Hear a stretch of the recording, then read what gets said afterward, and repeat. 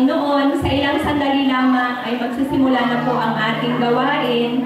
Muli ko pong pinapaalala sa lahat na kung maaari ay atin pong i-off or i-silent mode po ang ating mga cellphone nang sa ganoon wala pong disturbo sa ating pananambahan sa umagang ito. At dahil po second Sunday ngayon sa buwan ng May ay atin pong sinicelebrate ang Mother's Day po. Kaya nais ko po sanang batiin po na natin ng isang matamis na Happy Mother's Day ang bawat isa. Lahat ng mga nanay ng Powerful God's Flock Christian Ministry. Happy Mother's Day po sa lahat.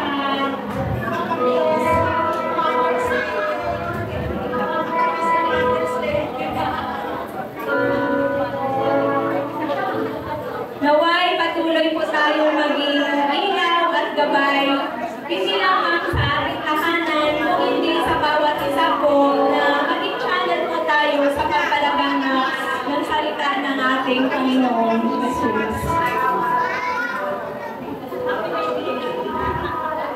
Sige po, inaanyayaan ko na po ang lahat na tumayo at magsisimula na po ang ating gawain. Purihin si Yahweh. Sa banal na templo, ang Diyos ay awitan. Purihin sa langit ang lakas na taglay. Siya ay purihin sa kanyang ginawa. Siya ay purihin sapagkat dakila. Purihin sa tugtog ng mga trumpeta, awitan sa saliw ng alpa at lira. Sa tugtog ng tambol, magsayaw, purihin. Mga alpa at flauta, lahat ay tugtugin. Ang Diyos ay purihin sa tugtog ng pumpyang, sa lakas ng tugtog, siya ay papurihan. Purihin si Yahweh sa lahat ng nilalang, purihin si Yahweh. Manatili po tayo nakatayo para po sa ating pambungad na awitin sa pangunguna po ni Sister Micah Lising at susundan po ito ng pambungad na panalangin ni Sister Merly Bidia. Yes, Lord. Ilapit mo, ating pumilapit ang ating mga puso't isipan sa ating Panginoon at ating papapurihan.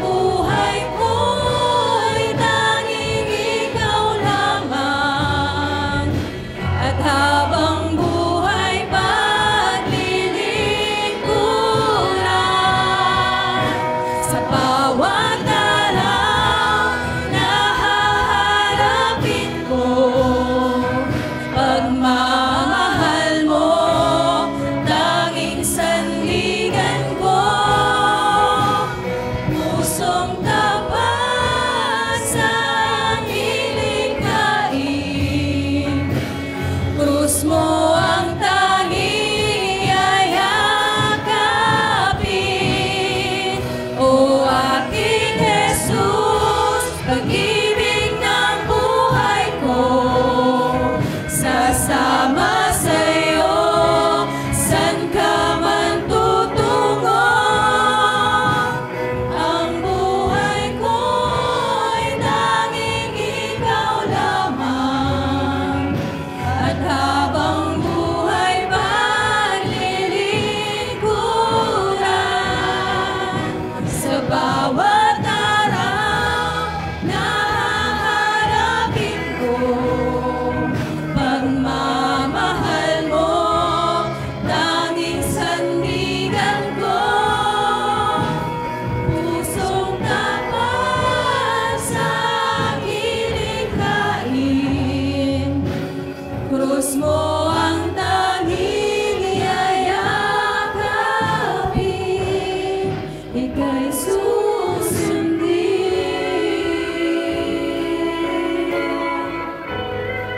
Ika'y susundin.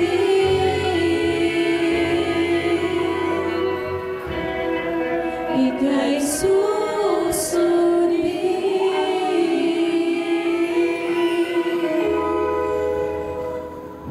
Mga kapatid sa Panginoon, tayo po'y manalangin. Diyos amang makapangyarihan sa lahat, kami po o Diyos ay patuloy na nagpupuri, nagpapasalamat sa iyong dakilang pangalan, sa patuloy niyo pong pag-iingat sa bawat sa amin. Salamat po Panginoon sa inyong pag-iingat sa bawat sa amin. Salamat po Ama sa inyong paggabay, pagpatnubay at patuloy na pag-ibig sa bawat sa amin. Salamat po Ama na kami po Ama ay inyong iningatan sa buong isang linggo at kami po Ama ay binigyan mo ng oras panahon upang muli po makadalo sa iyong banal gawain sa mga oras na ito. At salamat po Ama at naibigay po namin Ama ang ikapitong araw para sa iyo Panginoon na tunay na taglay po namin Ama ang kagalakan, ang kapayapaan sa aming mga puso. Salamat po sa mga oras na ito, Diyos, at kami po, Ama, ay muling nakapagbulay-bulay na yung mga salita mula morning devotion, Sunday school hanggang sa mga oras na ito, Diyos. At salamat, Panginoon, sa mga kapatiran na narito, Panginoon, sa mga oras na ito. At ganun din po, amin pong idinudulog sa iyo, Ama, ang mga kapatiran na sa ngayon, Ama, ay wala pa sa ngayon. Dalangin ko, Panginoon, na kayo po, Ama, ang patuloy na kumatok sa kailang mga puso't isipan at naway maalala po nila, Ama, ang araw na ito ay araw ng pagdalo sa iyong banal gawain, O Diyos. Ang mga kapatiran, Ama, na sa ngayon, Ama, ay ng lalamig, ng lulupaypay. Palakasin mo po, Panginoon, ang bawat isa ugat. Ipas-isa po, sa isip mo po sa bawat isa na ang araw ng linggo, O Diyos, ay para sa iyo. Naway patuloy na ikaw ang aming gawing priority sa aming mga buhay at hindi lamang priority, Panginoon, kundi ikaw ang lahat sa aming mga buhay, O Diyos. Amang mga Panginoon sa lahat, bago po kami, Ama, dumulog sa iyo, dumalangin, humihingi po kami ng kapatawaran sa lahat po ng aming mga nagawang mga kasalanan, maging sa isip, salita at sa gawa. Kami po, Ama, ay nagkakasala laban sa iyo at sa aming kapwa. Patawarin po kami, Ama, tulad po ng naway mapatawad din po namin, Ama, ang aming mga nagkasala sa amin, tulad po ng pagpapatawad niyo po sa bawat sa amin. At amin pong idinudulog sa iyo, Ama, ang gawain mo ngayong umaga, O Diyos. I-bless mo, Panginoon, ang mga manunugtog, ang mga aawit, O Diyos. Naway patuloy na ikaw lagi, Ama, ang siyang patuloy na mapapurihan, maitaas ang iyong dakilang pangalan, O Diyos. Ganoon din po, Ama, anak mo na magdadala ng iyong banal mensahe sa mga oras na ito, Diyos. Pakapuspusan mo nga po, Ama, ng banal Espiritu upang ang mga salita mo, Ama, na kanyang ibabahagi, O Diyos, ay maging mabiyaya po sa buhay ng bawat sa amin. At naway wag po namin ipagwalang bahala mga salita mo, Ama, na aming mapapakinggan, kundi naway tumimo sa aming mga puso't isipan at ito, Ama, ay maging kalakasan po ng aming mga espiritual. Kaya naman, Panginoon, sa iyo po namin, Ama, pinagkakatiwala ang lahat ng ito sa pangalan po ng aming Panginoong Jesus. Ito po ang aming samot dalangin. Amen. Good morning po sa lahat. Good morning! Yan muli po, welcome po sa gawain po ng ating Panginoon. Muli ay binabati po natin ang bawat isa ng ating mga nanay na Happy Mother's Day. Yan.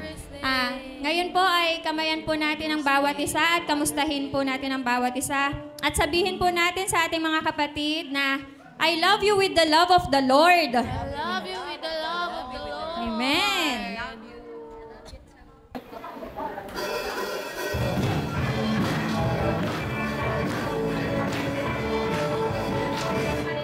Oh, I love you with the love of the Lord.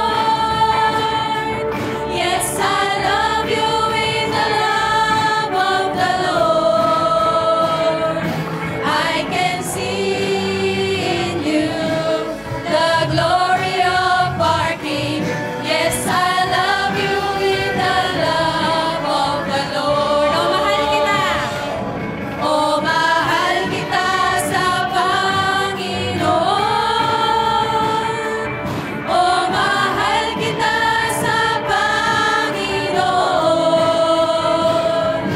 Nakikita ko sa luwalhatian niya.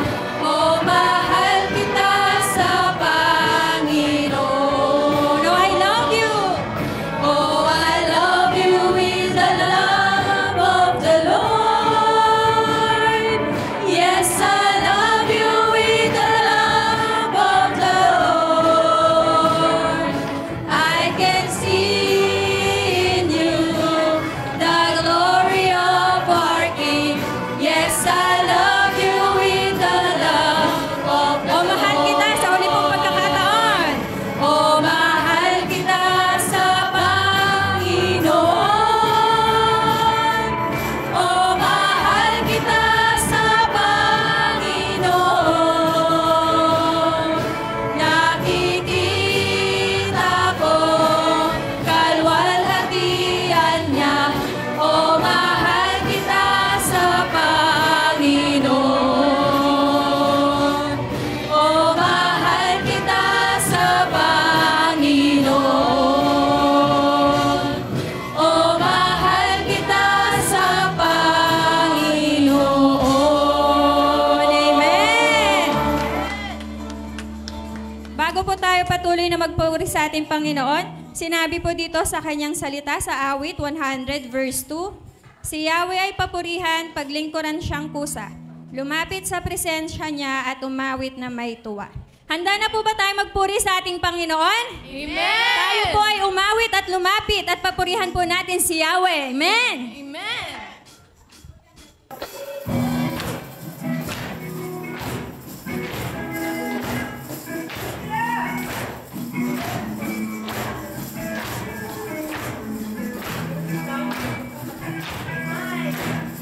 Umaawit, nagpupuri, nagdiriwang ang lahat. Papuri kay Yahweh, Yahweh, Yahweh. Lumalapit sa presensya mo, nagpupugay ang lahat. Papuri kay Yahweh, Yahweh, Yahweh. Sa lahat ng oras, sa bawat araw, pinupuri at sinasamba. Hey! Ikaw ang tunay na Diyos, Hari ng mga hari, tapat kailanman, hindi nagbabago. Ikaw ang tunay na Diyos, Hari ng mga hari, tapat kailanman, hindi nagbabago.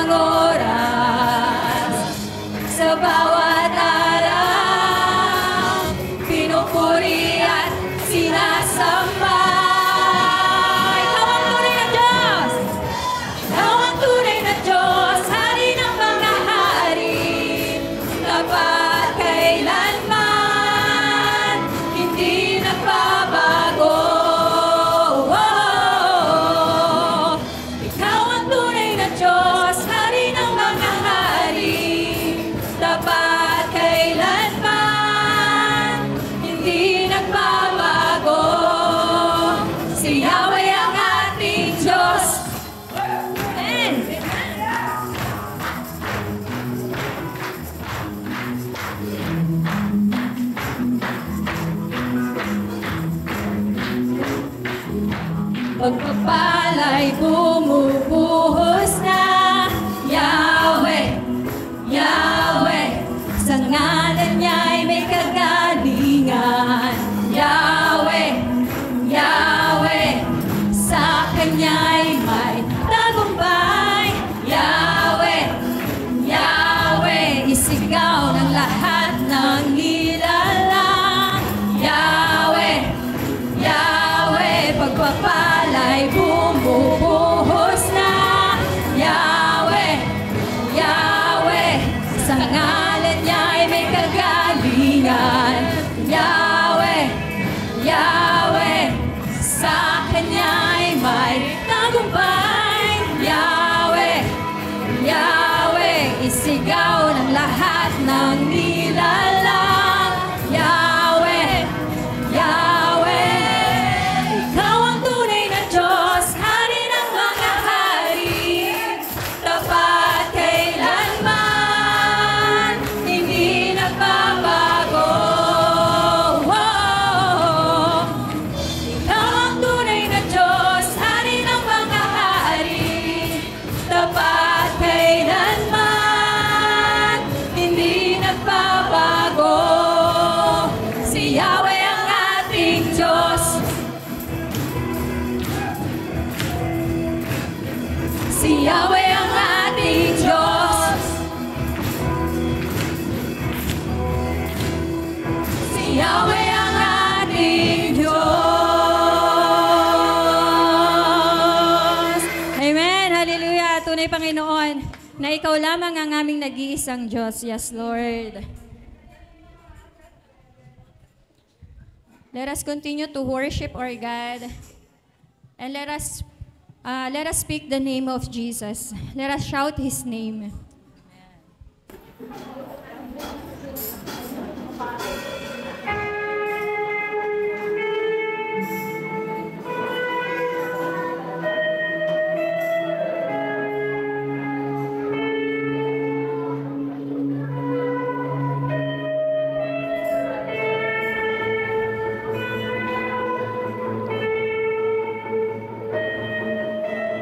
I just want to speak the name of Jesus over every heart and every mind. 'Cause I know there is peace within your presence. I speak Jesus.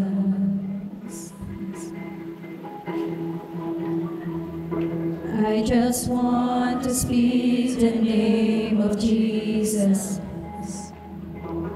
till every dark addiction starts to break, declaring there is hope and there is freedom. I speak Jesus.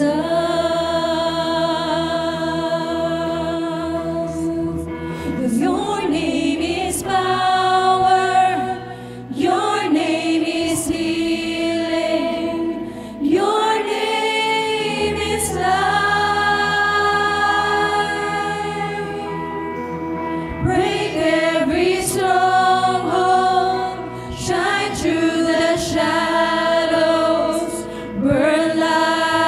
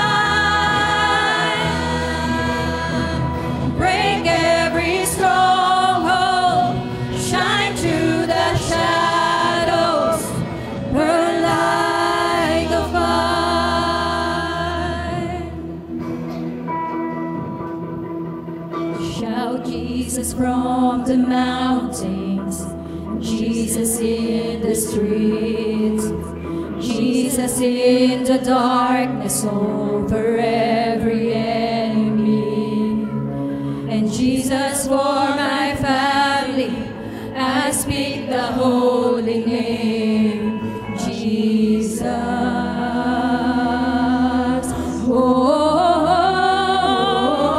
Shout Jesus from the mountains, Jesus in the streets, Jesus in the darkness over every enemy, and Jesus for my family. I speak the holy name, Jesus.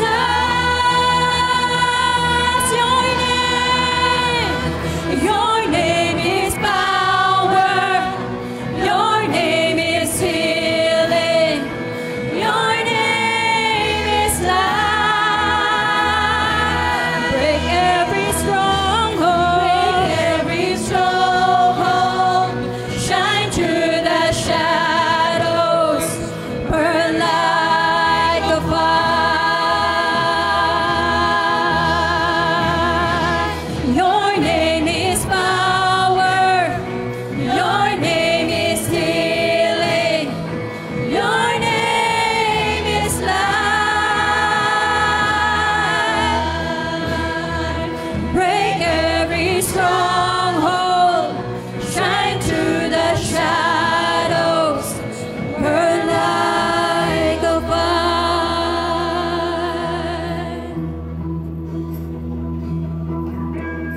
I just want to speak the name of Jesus over every heart and every mind. 'Cause I know there is peace within your presence. I speak Jesus. Yes, Lord. Let us lift our hands to Jesus and let's speak the name of Jesus. Let us shout the name of Jesus. Oh, hallelujah, Jesus. Oh, we lift you, Jesus. We sing to Jesus.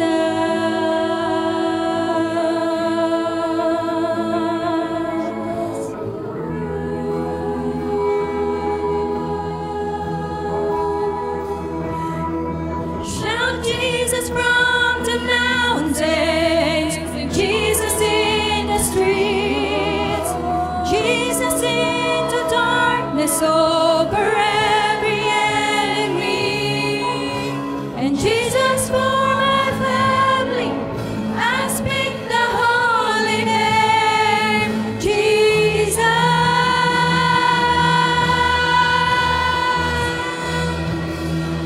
Shout Jesus from the mountains, Jesus in the streets, Jesus in the darkness over every enemy, and Jesus for my family. I speak the holy name, Jesus. Shout Jesus, Jesus. Shout Jesus from the mountains, Jesus in the streets, Jesus in the darkness over every enemy, and Jesus for my family. I speak your holy name, Jesus.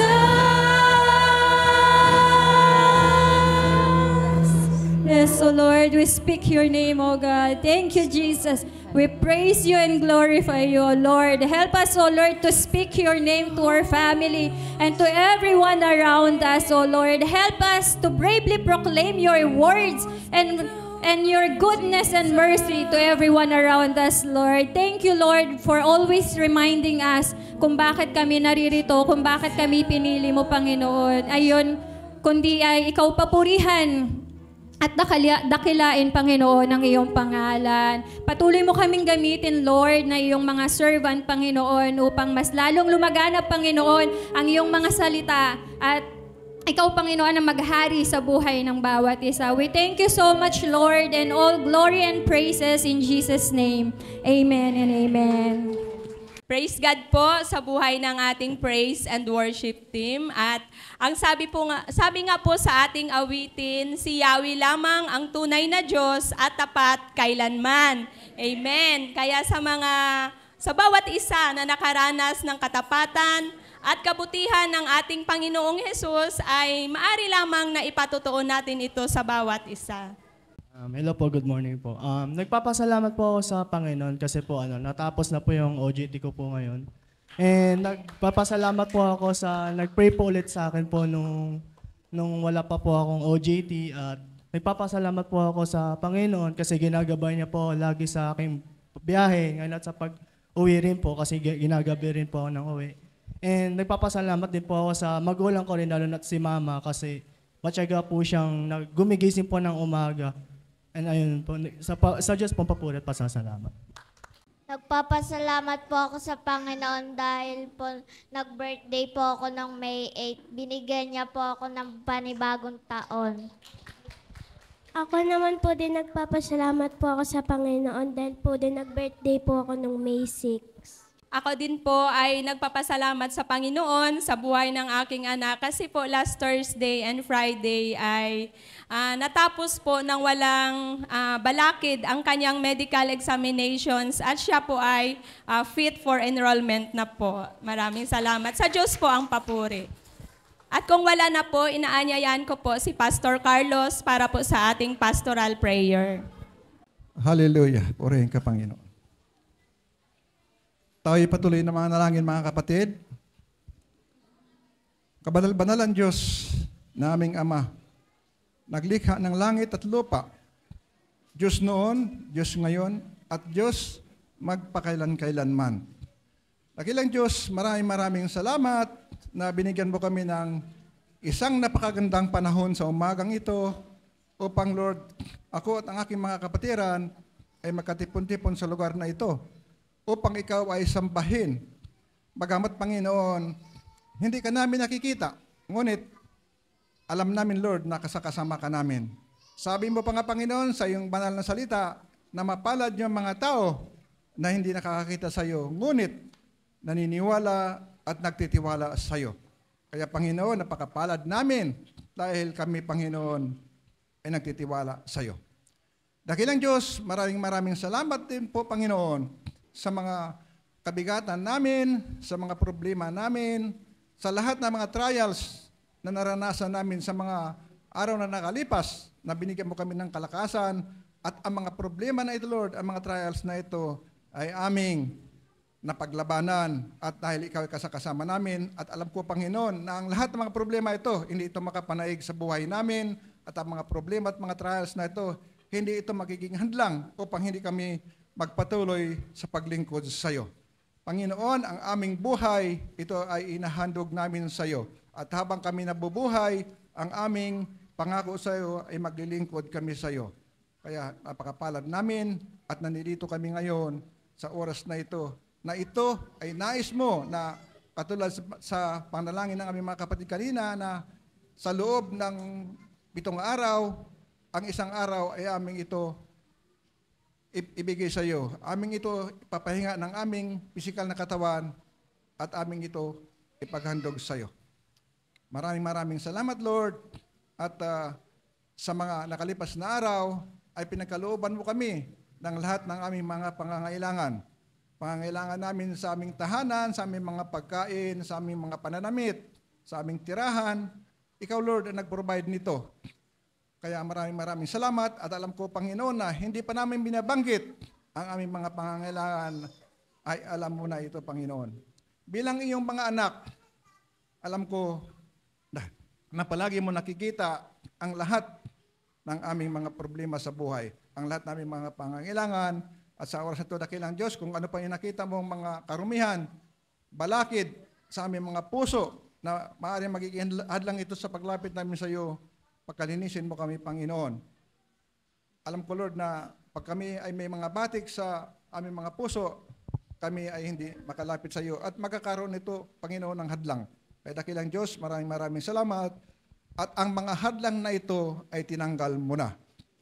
Dakilang Diyos, maraming salamat sa lahat, Panginoon, na ginawa mo sa buhay namin. Kung tutuusin, Panginoon, ang lahat na mga ginagawa namin, hindi ito kayang palitan ang sakripisyo mo sa amin. Dahil ang lahat ng aming mga kasalanan ay pinatawad mo sa pamamagitan ng iyong kamatayan, sa pamamagitan ng iyong banal na dugo na nabuhos sa krus ng Kalbaryo. Kaya Panginoon, dalangin ko rin, Lord, na nawa, hindi lamang kami magiging Kristiyano sa loob ng bahay-sambahan na ito. Ngunit kami, Panginoon, ay magiging Kristiyano sa lahat ng oras, kahit saan man dumako ang aming mga paa. Ipakilala namin sa buong mundo, ipakilala namin sa buong sanlibutan na kami ay naiiba at ipakita namin na kami nagmamahalan upang makita nila na kami ay iyong mga alagad.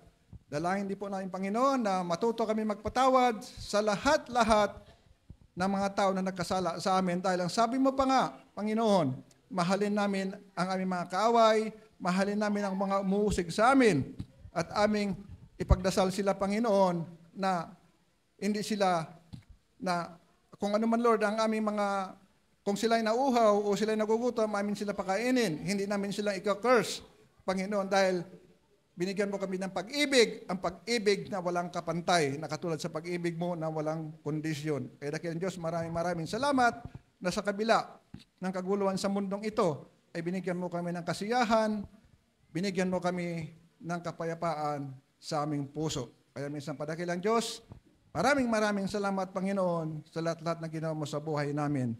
At sa oras ito, Panginoon, aking dadalangin, Lord, inalapit sa iyo ang aming mga anak, ang mga kabataan na ito, na alam ko, Lord, na sila naman ang susunod na kapalit na gagamitin mo, Panginoon, sa mga henerasyon na ito. I-bless mo, Lord, ang buhay ng mga bata ito, palakihin mo sila na may pag-ibig sa iyo, palakihin mo sila na may takot sa iyo, at dalangin ko, Panginoon, na mga bata na ito ay hindi sila magkakaroon ng mga sakit, karamdaman sa kanilang pisikal na pangangatawan, at talagaan mo sila, Lord, hanggang sa kanilang paglaki. I-bless mo, Lord, ang buhay ng mga bata na ito, at ikaw, Lord, ang maghari, ikaw, Lord, ang magpatnubay sa kanila, ikaw, Lord, magbigay, Panginoon, sa kanila, Lord, ng kalakasang, pisikal, at ganun ni Panginoon, ikaw, Lord, magpalaki sa kanila, Panginoon, at gamitin pagdating na takdang panahon. Maraming salamat, Lord, sa buhay ng mga bata ito. Alam ko, Lord, na sa darating na mga panahon, sila ay gagamitin mo. At dalangin ko rin, Panginoon, ang babae, Lord, na magdadala ng iyong salita sa umagang ito, na si Sister Biron, i-bless mo, Lord, ang kanyang buong pagkatao. I-bless mo, Lord, ang kanyang labi, na siya, Lord, ay magdadala ng panibagong revelation sa umagang ito, na ang topic ay godly leadership. Alam ko, Panginoon, na siya ay nakapag-prepare, at alam ko, Panginoon, na kasama mo siya, Lord. Kaya sa umagang ito, maraming salamat sa kanyang buhay, na siya ay patuloy na naglilingkod sa iyo. I-bless mo siya at ang kanyang buong sambahayan, at patuloy mo siya bigyan ng magandang pangatawan sa kanyang, para patuloy si Lord na makapaglingkod sa iyo. Panginoon, dalangin ko rin, Lord, na sa araw ng bukas, sa darating na halalan, Panginoon, ay bigyan mo kami ng wisdom and knowledge na ang lahat ng aming mga pipiliin, Lord, na mga politician, ang lahat namin pipiliin na magiging bagong leader, Panginoon, ito, Lord, ang mga tao na ito ay may takot sa iyo, may pagmamahal sa iyo, at higit sa lahat, Lord, na ang mga tao nito, Panginoon, ay pamamahalaan nila, Lord, ang bansang Pilipinas, sama-sama sila na mamahala sa kaunlad ng bansa sa pagmamalasakit sa mga mamayan at hindi lamang, Lord, sa kanilang pansarili. Kaya, Panginoon, bigyan mo kami ng wisdom and knowledge na makapili kami, Lord, at makikita namin kung ano ang kakayanan ng mga taong ito. Dahil, Panginoon, dito nakasalalay ang kinabukasan ng mga kabataan, dito nakasalalay ang aming bansa. Kaya dakilang Diyos, nagpapasalamat kami, Lord, na sa araw ng bukas, ang pipiliin mo ng mga politician, Lord, ang aming mga bagong leader ay may takot sa iyo, may pagmamahal sa iyo, may pagmamahal sa kapwa. Dalangin po namin, Panginoon, ang bansang Israel na sa panahon ngayon, Lord, sila ay nakakaranas ng kabilang mga pag-uusig. Sila, Panginoon, ay nakakaroon ng maraming kalaban. Pinaiikutan, Lord, ang bansang Israel na mga tao na ito ay pinili mo. At alam namin na ang pangako mo kay Amang Abraham hanggang sa kasalukuyan na ito ay hindi mo pababayaan ang bansang Israel. At kami, Lord, ay nakikinabang rin, Panginoon, na kami dating mga hintil, dahil kami, Lord, kami ay mga bunga ng mga spiritual na Israeli. Kaya dakilang Diyos, ang sabi mo, Panginoon, na ang magpapala sa Israel ay pagpalain mo at ang magsusumpa sa Israel ay susumpain mo. Kaya maraming salamat, Lord, dahil ang bansang ito, Panginoon, ay isa sa mga nagpapala sa bansang Israel. At ang aming sambahan na ito, Lord, kami lahat ng mga membro dito, Panginoon, kami lahat ng mga kasama sa iglesia na ito ay aming pinagpapala ang bansang Israel. Kaya, Panginoon, maraming salamat, Lord, dahil sa pagpapala na yun, kami ay kasama nila. Kaya minsan padakilang Diyos, sa umagang ito, maraming salamat sa buhay ng bawat isa at sa lahat ng iyong magagamitin. Kaya minsan padakilang Diyos, maraming salamat na hindi mo kami pinababayaan. At ganoon ni Panginoon, sa susunod ng mga gawain, alam ko ito ay pagpalain mo at kinikilim na po namin, Panginoon, ang katagumpayan ng gawain sa umagang ito. Ito ang aming samot dalangin sa pangalan ni Jesus. Amen. Praise the Lord. Manatili po tayong nakatayo sa pagbasa ng kanyang mga salita. Mga kapatid ko sa Panginoon, sabayan niyo po akong buksan ang ating Biblia at ang ating text verse ay matatagpuan natin sa 1 Timothy chapter 3 verse 1 to 7. Inuulit ko po, 1 Timothy chapter 3 verse 1 to 7. At ito po ang isinasaad. Totoo ang pahayag na ito. Ang sinumang nagnanais na maging tagapangasiwa sa iglesia ay naghahangad ng mabuting gawain. Kaya nga, ang isang tagapangasiwa ay kailangang walang kapintasan. Isa lamang ang asawa, matino ang pag-iisip, marunong magpigil sa sarili, kagalang-galang, bukas ang tahanan sa iba, at may kakayahang magturo. Dapat hindi siya lasenggo, hindi marahas kundi mahinahon, hindi mahilig makipag-away at hindi maibigin sa salapi. Dapat mahusay siyang mamahala sa sariling pamilya, iginagalang at sinusunod ng mga anak, sapagkat paano siyang makapapangasiwa ng maayos sa iglesia ng Diyos kung hindi niya pamahalaan ang sarili niyang pamilya. Hindi siya dapat isang baguhang mananampalataya, baka siya ay maging palalo at mahatulan na gaya ng dyablo. Bukod dito, kailangang mabuti ang pagkakakilala sa kanya ng mga hindi sumasampalataya upang hindi siya mapintasan at hindi mahulog sa bitag ng dyablo. Maari na po tayong maupo. Purihin po ang Panginoon sa pagbasa ng kanyang mga salita. Muli mga kapatid ko sa Panginoon, hinihiling ko po sa bawat isa na buksan po natin ang ating mga puso't isipan nang sa gayon masaganang dadaloy ang mga salita ng ating Panginoong Jesus. At ang ating speaker sa araw na ito na magpapahayag ng salita ng ating Panginoong Jesus ay tinatawagan ko po ang ating mahal na Sister Veron. Palakpakan po natin ang Panginoon sa buhay ni Sister Veron. Salamat, Sister Miles. Yan, ganun ka rin namin kamahal. Diba? Lahat tayo ay nagmamahalan sa iglesyang ito. Yan. Okay, so isang mapagpalang umaga po sa ating lahat, mga kapatid ko sa Panginoon. Andito na naman po tayong muli upang makinig ng kanyang salita. At isa na naman pong pribilehiyo para sa akin, alam niyo, makapagsalita ay isang pribilehiyo na bigay ng ating Panginoong Diyos. Kaya sa Kanya lamang ang lahat ng papuri at pasasalamat. Ang atin pong topic ay godly leadership. Sa Tagalog po, makadiyos na pamumuno o spiritual na leader. yung atin pong team, ano-ano ang mga katangian ng isang makadiyos na leader. At pinamagatan ko po itong mga katangian ng isang espiritual na pamumuno. At ang ating teksto ay makikita sa 1 Timothy chapter 3 verse 1 to 7. Hayaan niyo pong muling basahin ko ang mga susing talata. At ito po ay nasa verse 2 at 4. Ganito po ang nakasaad. Kaya nga ang isang tagapangasiwa, pag sinabi po kasi nating tagapangasiwa, hindi lamang po yung mga pastor, kundi kasama na po yung mga elders, deacons, deaconessa, at lahat po ng mga leader ng bawat ministry. Lahat po yan ay tinatawag nating tagapangasiwa.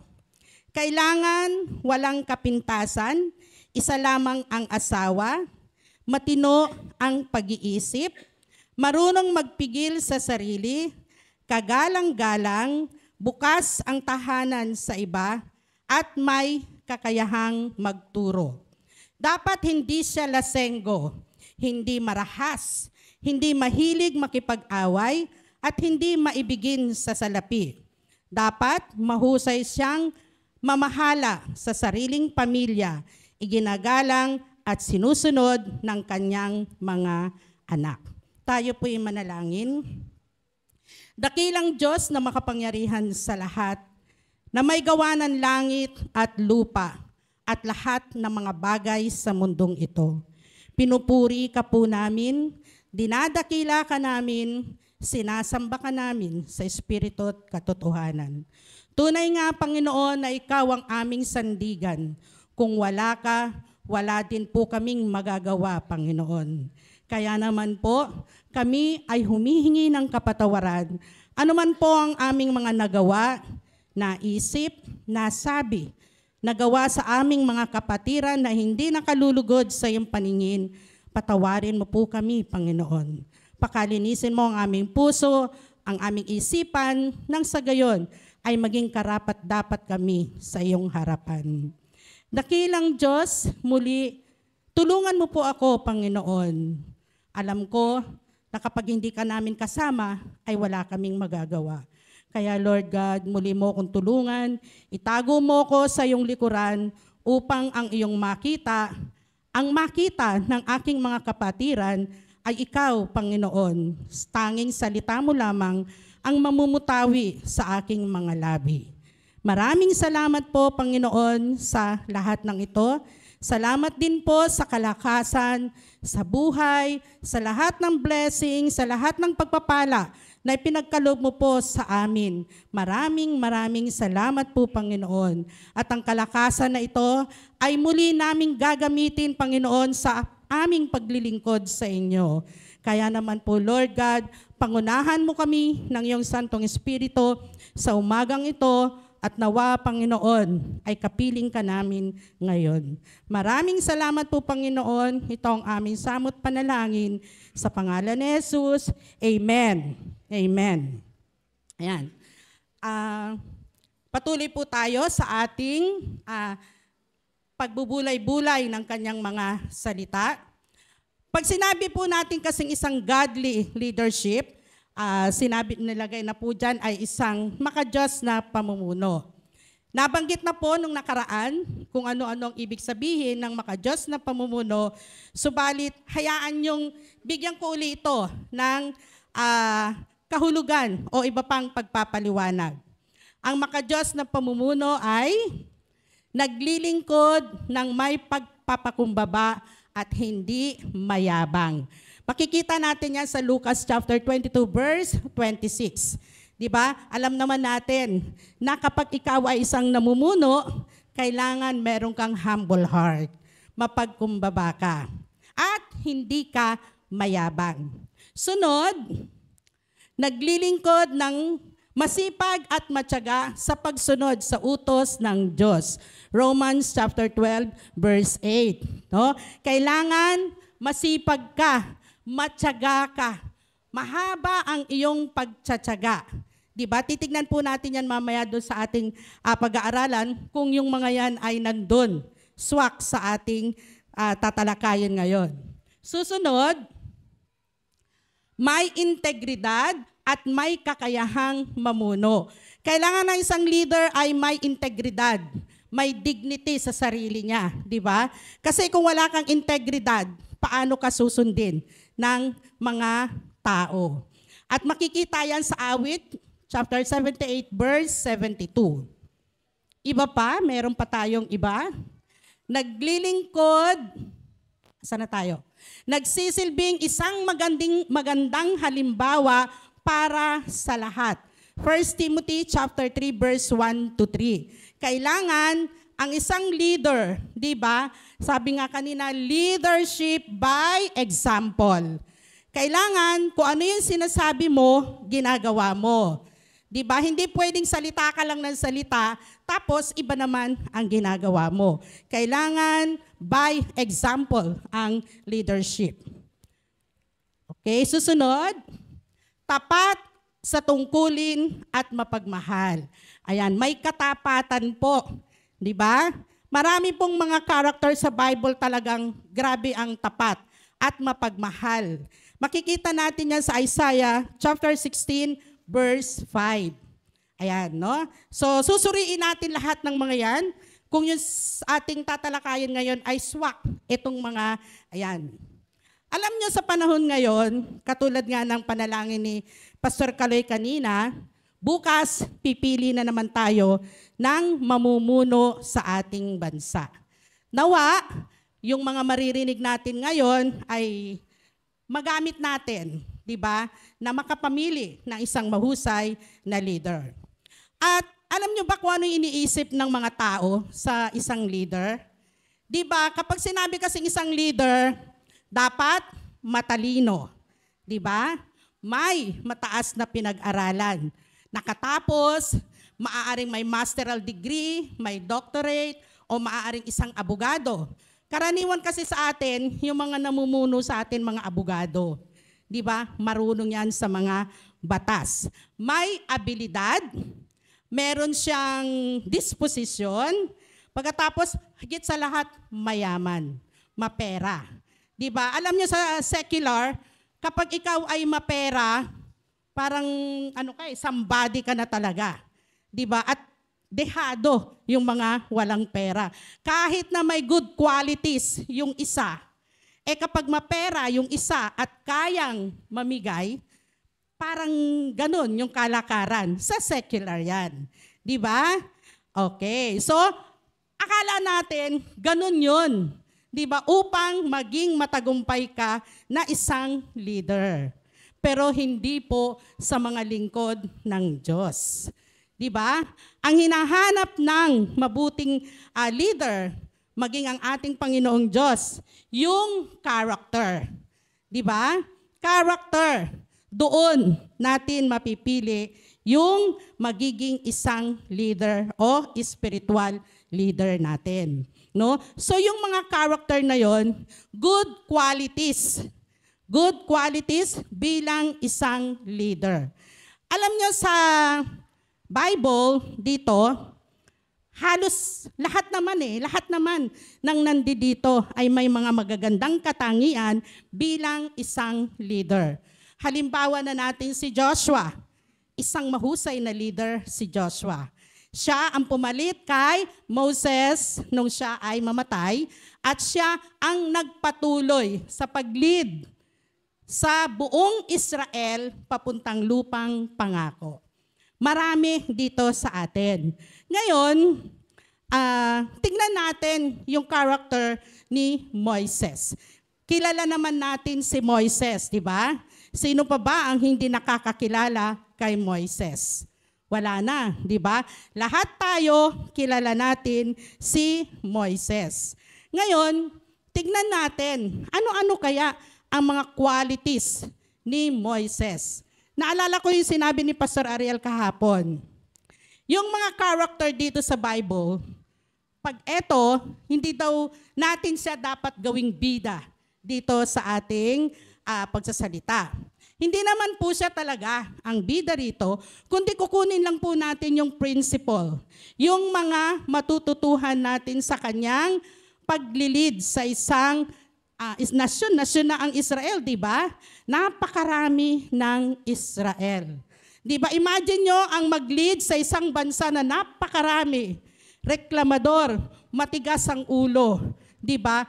Gaano kaya ang pagpipigil sa sarili ni Moises? Pero bago po yan, tingnan po natin ang background ni Moises. Ayan. Okay? Tignan natin ang background niya. Si Moises ay anak ng isang alipin. Di ba? Alam naman natin yan. Subalit, naging anak ng prinsesa.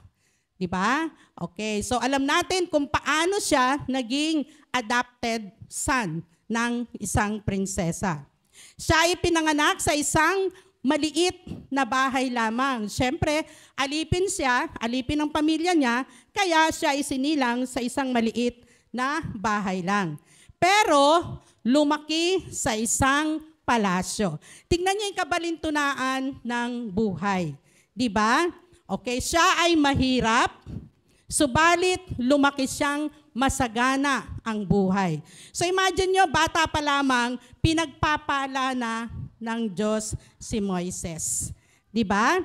Okay, siya ay pinag-aral sa isang tanyag na paaralan. Okay, siyempre, pinag-aral siya sa mga sikat, mga magagaling na guro, kaya naging siya, matalino.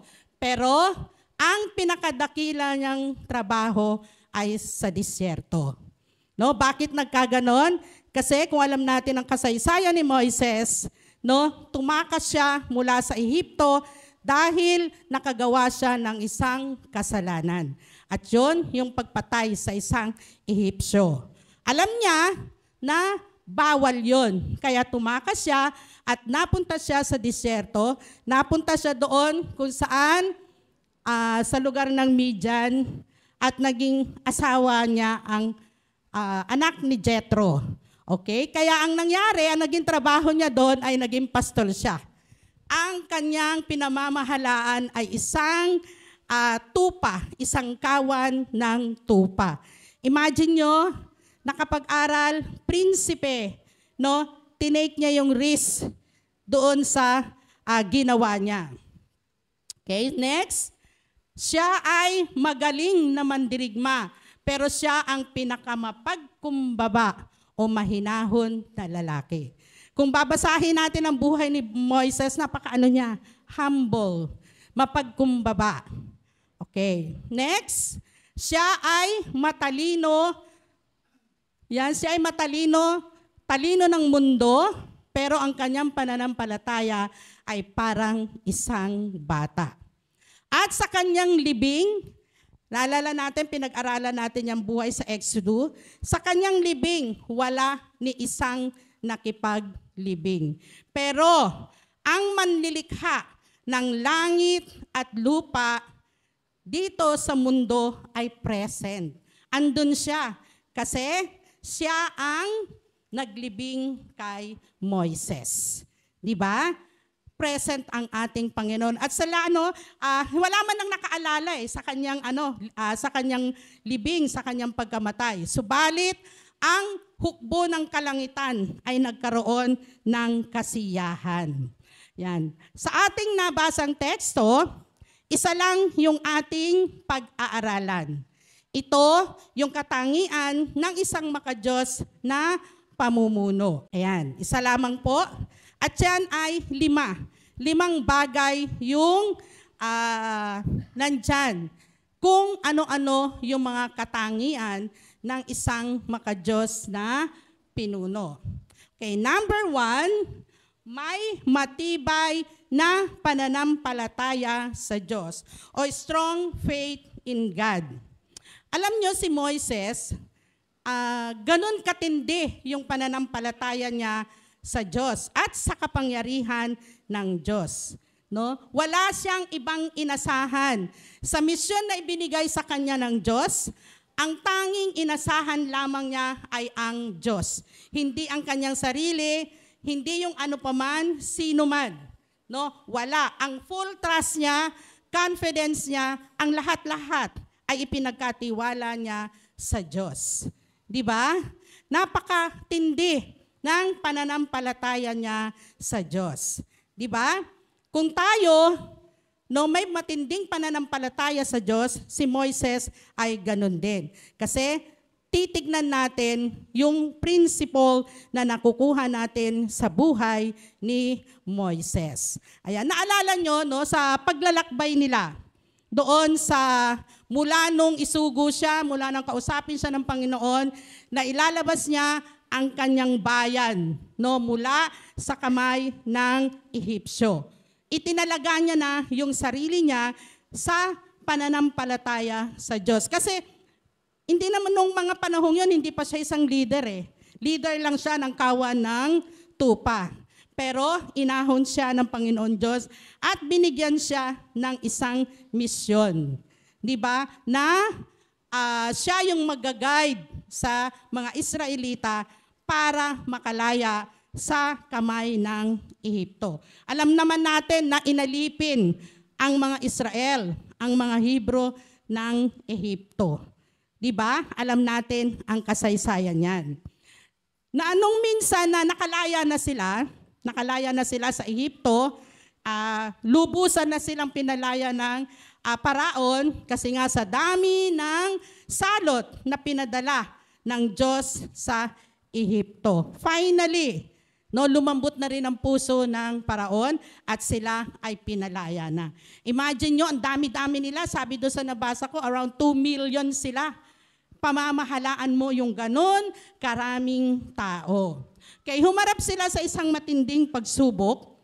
Natrap sila Natrap sila doon sa dagat. Tapos wala na silang pupuntahan. Eto namang si Paraon, nagbagong isip. No, naisip niya, bakit nga ba niya pinalaya ang mga Israelita? Okay, so nagbagong isip, tinawag niya ngayon, nagkaroon ng bagong utos na habulin at lipulin lahat ang mga Israelita. So, tinawag ang buong army ng Ehipto. Imagine nyo ha, ang mga Israel, naglakbay sila, nakapaalang, naglakad sila. Yung mga Ehipsyo, nakakabayo, naka-chariot pa. Diba? So, mabilis. Ngayon, natrap sila ngayon sa harap ng dagat at sa likuran naman nila ay army ng Ehipsyo. Kung kayo man, hindi kaya kayo matatakot? Siyempre matatakot ka, di ba? Wala kang pupuntahan dagat. Pagkatapos dito naman ay mga army ng Egyptian. Di ba? Kung sa atin yon sa kasalukuyan nating panahon, nasa gitna ka ng isang sitwasyon, no, napakahirap na sitwasyon. Anong gagawin mo ngayon? Tulad din ba ng ginawa ni Moises? Hindi siya natinag. Nagkakagulo na ang bayan ng Israel, pero siya hindi. Di ba? Mababasa natin yan sa Exodus chapter 14, verse 13 to 14. Ganito ang sabi ni Moises. Kasi yung mga tao reklamo na ng reklamo. Ano ba? Dinala mo ba kami dito para patayin lang? Di ba? Mas mabuti pa nandun kami, ligtas. Dito, mamamatay tayong lahat. Okay, sumagot si Moises. Lakasan ninyo ang inyong loob. Huwag kayong matakot. Tingnan na lang ninyo kung paano kayo ililigtas ngayon ni Yahweh. Hindi na ninyo muling makikita ang mga Ehipsyong yan. Ipagtatanggol kayo ni Yahweh, pumanatag lamang kayo. Di ba? Napakalaking pananampalataya ni Moises sa ating Panginoon. Hindi siya nabahala doon sa mga reklamo. Muli niyang inakay ang mga tao pabalik sa Panginoon sa pagtitiwala sa Diyos sa gitna ng mapanganib na sitwasyon. Diba? Kung tayo man ay humaharap sa isang matinding pagsubok, ipanatag natin ang ating kalooban kasi merong Diyos na magtatanggol sa atin. Okay? So ngayon, alam na natin, alam niyo mga Israel, armado din naman sila eh. Armado din sila. Pwede silang lumaban. Pwede naman sabihin ni Moises na, sige, kunin niyo yung mga tabak niyo, ang mga itak niyo, at lumaban tayo. Pero hindi ginawa ni Moises. Ang ginawa niya, ibinalik niya ang atensyon sa Panginoon. At alam natin ang naganap. Di ba? Okay, so itinapat ni Moises ang kanyang tungkod sa gitna ng dagat. At pinaihip ng Panginoon ang malakas na hangin at nahati ang dagat. Di ba makapangyarihan? Di ba? Sa gitna ng sitwasyon na hindi mo alam, na akala mo wala na eh. Wala ka nang magagawa. Pero andyan ang Panginoon, gagawa ng paraan para sa iyo. Tulad ng ginawa niyang paghati sa Red Sea. Sinong nilalang ang makagagawa ng ganon? Walang iba, kundi ang ating Panginoong Diyos. Di ba? Okay, so dumaan ngayon ang mga Israelita at hindi lang hinati, kundi tuyo.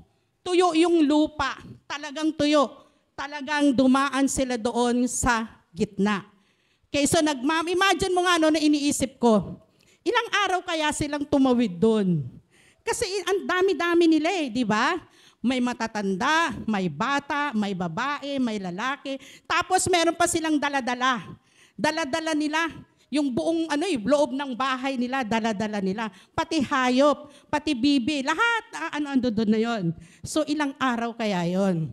At habang sila ay tumatawid doon, ang kapangyarihan ng Diyos ay gumagana doon sa mga kalaban. At alam naman natin kung ano ang ginawang hadlang. Di ba? At nang sila ay nakatawid na doon, hinabol sila ng mga Ehipsyo. Imagine nyo sila, tuyong lupa ang tinatapakan nila. Yung mga Ehipsyo, ginulo ng Diyos. Bumabaon yung kanilang paa ng kabayo nila, yung gulong ng chariot nila kasi basa yung lupa doon. Sa tinawiran ng mga Israel ay tuyo. Di ba?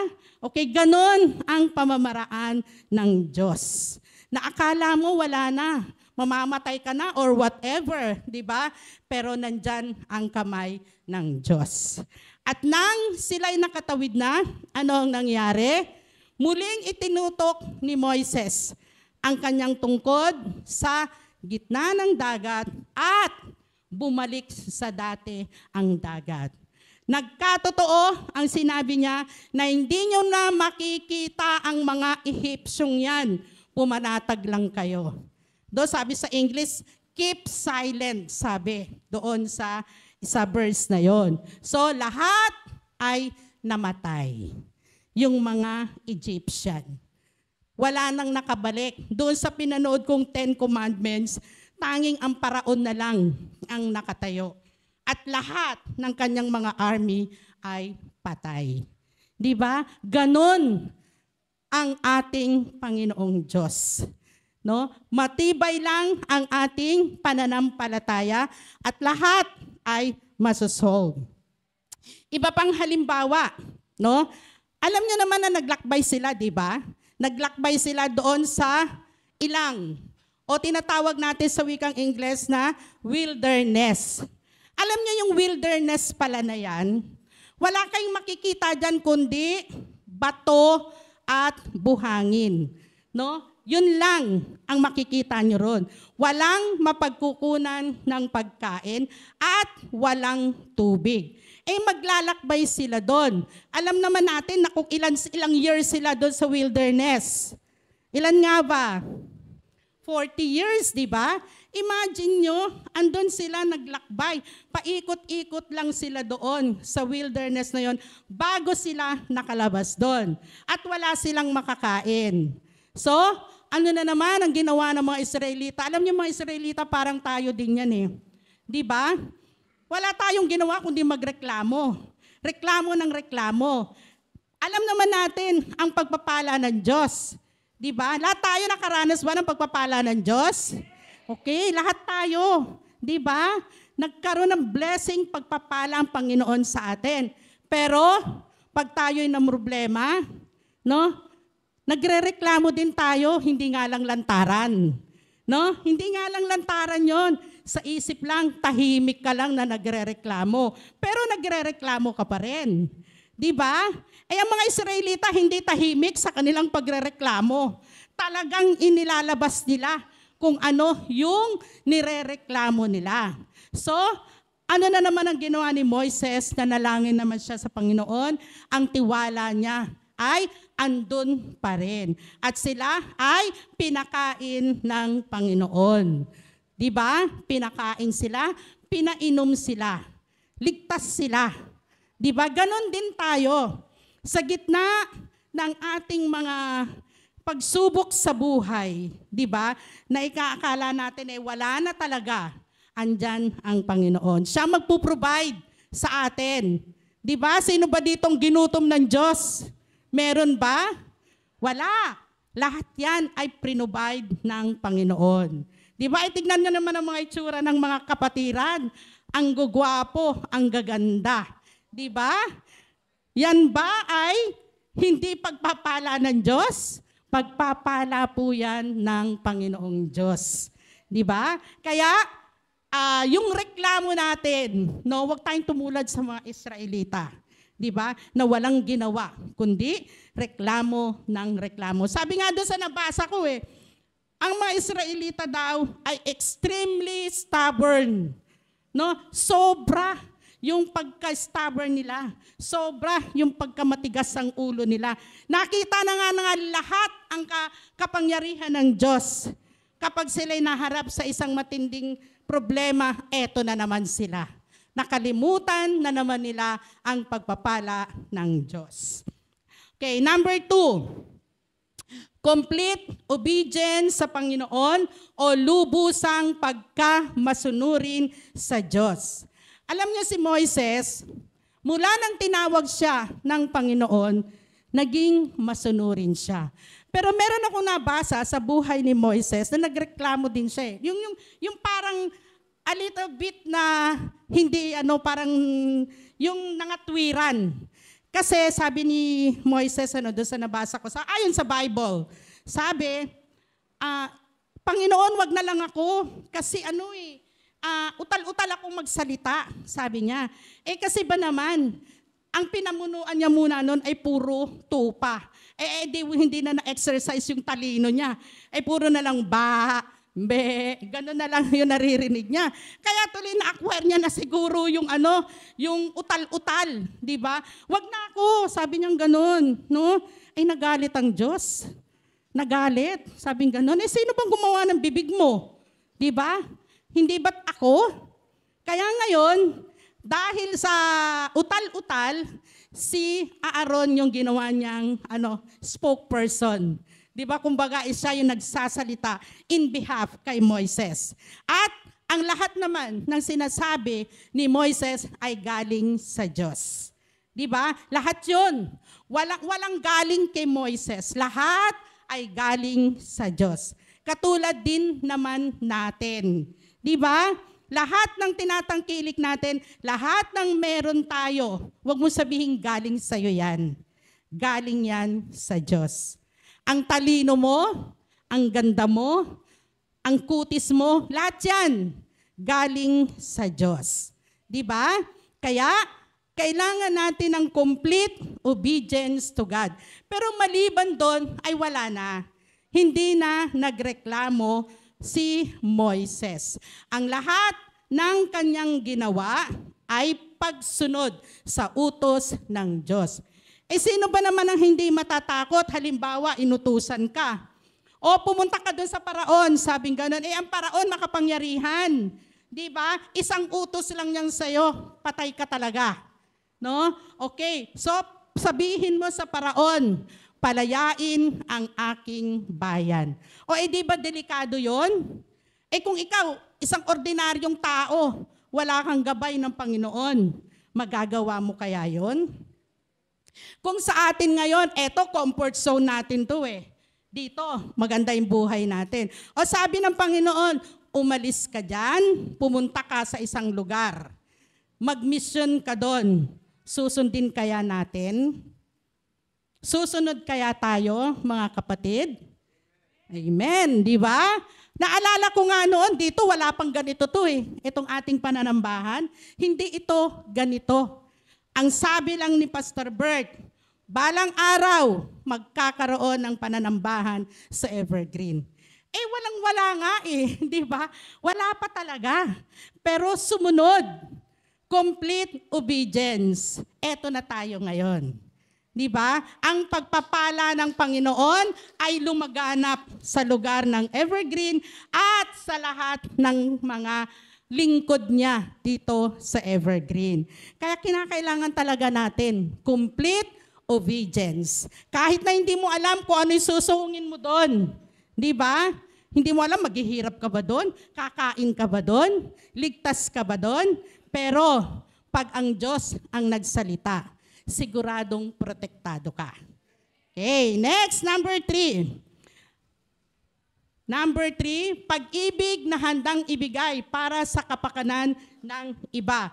O tinatawag nating sacrificial love for the people. No? Ang the best example talaga niyan ay ating Panginoong Diyos. Di ba? Si Jesus, nagsakripisyo siya dahil sa pagmamahal niya sa atin.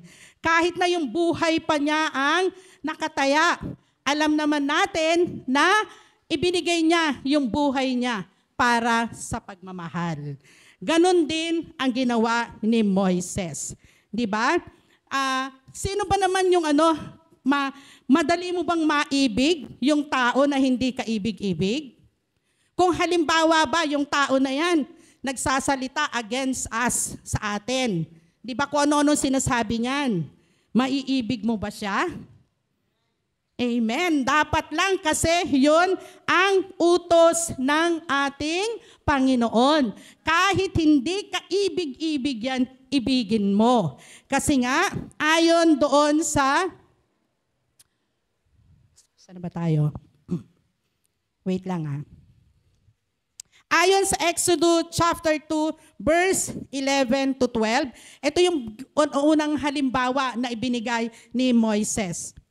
Nang binata na si Moises, dinalaw niya ang kanyang mga kababayan at nakita niya ang hirap na tinitiis ng mga ito dahil sa mabibigat na gawain. Nakita pa niyang sinasaktan ng isang Ehipsyo ang isang Hebreo. Tumingin-tingin siya sa paligid, nang wala siyang makitang tao, pinatay niya ang Ehipsyong yon at tinabunan ito ng buhangin. Di ba? Hindi pa man niya lubusang alam na siya ay isa ding Hebreo, na siya rin ay isang Israelita, pero minahal niya na yung kanyang mga kababayan. Sinakripisyo niya. Alam naman niya kaya nga siya tumakas Kaya nga siya napunta doon sa disyerto dahil sa kanyang ginawa. Pero nag-take ng risk si Moises sa ginawa niyang yun. Di ba? Dahil mahal niya ang kanyang kababayan. Dahil sa sacrificial love na ginawa niya. Ayan. Isa pa. Nang si Moises ay umakyat sa Mount Sinai. Alam naman natin yon, di ba? Doon kinausap ng Diyos si Moises. Nagtagal siya doon ng 10 days ba? 10 araw, Nagtagal siya doon at doon nga binigay ng Diyos ang 10 utos. Alam niyo ang ginagawa ng mga kababayan niya doon sa paanan ng bundok? Abay, hindi lang nakita si Moises, Tinanong na nila si Aaron. Sabi, sana ba si Moises? Ano nang mangyayari sa atin dito? So ang ginawa nila ngayon, inutusan nila si Aaron na gumawa ng isang Diyos-Diyosang ginto o yung gintong guya. Imagine nyo na wala lang si Moises, nawala lang sa paningin nila, gumawa na sila ng isang malaking kasalanan. Habang nandun si Moises sa taas ng bundok at kinakausap ng Panginoon. Sabi ng Panginoon, bumaba ka na doon sa paanan ng bundok. Tingnan mo ang ginagawa ng mga kababayan mo. No, nagkakaroon sila ng kasiyahan. Ayan, di ba? Okay, so ngayon sa tindi ng galit ni Moises, binato niya ngayon yung tablet na pinagsulatan ng 10 utos. Kasi sabi ng Panginoon, lilipunin ko na yan, lahat. Wala akong ititirang buhay. Lahat yan, mamamatay. Sa'yo na lang manggagaling ang tao. Pero ang ginawa ni Moises, doon sa Exodus chapter 32, verse 30 to 32. Ganito po ang ginawa ni Moises. Dahil po sa sobrang pagmamahal niya, no, kahit anong kasalanan ang ginawa ng kanyang mga kababayan, ganun katindi ang pagmamahal niya. Kinabukasan, sinabi ni Moises sa mga tao, napakalaki ng ginawa ninyong kasalanan. Aakyat ako ngayon sa bundok at mananalangin kay Yahweh. Baka sakaling maihingi ko kayo ng tawad. Umakyat nga siya sa bundok, si Moises, at nanalangin kay Yahweh. Sinabi niya, napakalaking pagkakasala ang nagawa ng mga tao. Gumawa sila ng Diyos-Diyosang ginto. Ipinakikiusap ko po, sabi niya, patawarin na ninyo sila. Kung hindi ninyo sila mapapatawad, burahin na rin ninyo sa inyong aklat ang aking pangalan. Di ba? Sa tindi ng kasalanan ng tao, no, galit na galit ang Diyos at lilipuli na silang lahat. Mababaon na sila doon sa lupa, mamamatay na sila. Pero nakiusap si Moises sa Diyos. Kahit yung buhay niya, no, ipagpapalit niya. Sabi niya, kung hindi mo sila siya paano humingi ng kondisyon di ba? Kung hindi mo sila mapapatawad, burahin mo na rin ang pangalan ko sa aklat ng buhay. Di ba? Ganun katindi. Tayo kaya, magagawa kaya natin yon? Siguro sabihin lang natin, Lord, patawarin mo po sila. Patawarin mo mga aking mga kapatid. No, isusugal ba natin yung buhay natin? Amen. Di ba? Kasi utos ng Diyos yun Wala tayong magagawa sa utos ng Diyos. Siya nga ibinigay ang buhay Di ba? Para sa pagmamahal. So, ganun katindi ang mga qualities ng isang magaling na leader. Kahit buhay niya ay isusuong niya talaga. Sabi sa John 15 verse 12 to 13, ito ang aking utos, magmahalan kayo gaya ng pagmamahal ko sa inyo. Ang pinakadakilang pag-ibig na maaaring taglayin ng sinuman para sa kanyang mga kaibigan ay ang ialay ang kanyang buhay para sa kanila. Di ba? Napakagandang utos ng Diyos, magmahalan tayo. Para malaman ng lahat na tayo ay lingkod niya. Kasi tayo ay nagmamahalan bilang magkakapatid sa Panginoon. Hindi yung kung ano paman, ha? Hindi yon. Magmahalan tayo bilang magkakapatid sa Panginoon. Utos niya yan. Kaya anong dapat natin gawin? Sundin ang utos ng Diyos. Dahil siya ang nagpakita ng example. Di ba? Leadership by example. Number 4, tunay na kababaang loob. Ayan. Genuine humility towards the people. Di ba? Si Moises, sabi sa Bible, ay napaka-humble. Napaka-mapagkumbaba. Alam niyo, pwede naman din siyang maging proud Kasi nga, biruin mo, siya lang ang binigyan ng authority ng Diyos. Di ba? Kaya niyang maging proud. Kaya niya maging mapagmataas. Kasi binigyan siya ng authority ng Diyos. Pero hindi niya ginawa. No, yung mga ibang leader natin, no, pwede din naman silang magmataas, no, sa secular, ang mga may posisyon. Hindi naman lahat, 'di ba? Hindi naman lahat. Pero karaniwan ay mapagmataas, proud. 'Di ba? Pero sa atin dito, wala yan. No, wala yan. Lahat tayo may kababaang loob. No? Okay. Merong isang halimbawa na ipinakita si Moises sa kababaan ng kanyang loob.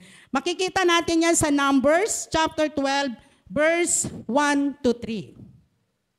Sina Miriam at Aaron ay nagsalita ng laban kay Moises dahil sa babaeng kusita na kanyang pinakasalan, sapagkat siya ay nag-asawa ng isang babaeng taga-Kus.